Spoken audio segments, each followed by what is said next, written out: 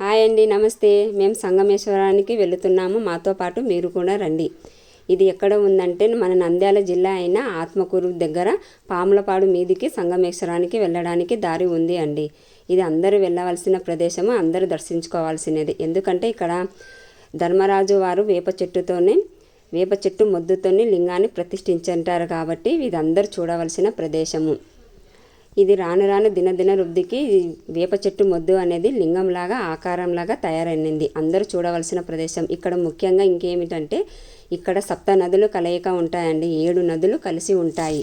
ఆ నదుల పేరు వచ్చేసి కృష్ణ, వేణి, తుంగ, భద్ర, మలపహారిణి, భీమరతి, భవనాసి అని 7 నదులు ఇక్కడ కలిసి ఉంటాయండి. సంవత్సరానికి 8 నెలలు ఆ లింగం అనేది నీళ్ళలోనే ఉంటుంది. బయటకి ఒక 4 నెలలు మాత్రమే కనిపిస్తుంది. అది ఎండాకాలంలోనే, శివరాత్రి అయిన తర్వాతనే ఈ లింగం అనేది బయటపడుతుంది. అందరూ కలిసి దర్శించుకోవాల్సిన ప్రదేశం. మీరందరూ చూసి మీరే ఆశ్చర్యపోతారు. ఇది వేప చెట్టు మొద్ద లింగం అని మీరే అనుకుంటారు. చూడండి వాతావరణం ఎలా ఉంది, నీళ్ళతోని పచ్చగా బాగుంది కదా. మాకైతే చాలా బాగా నచ్చింది ఈ సంగమేశ్వరం.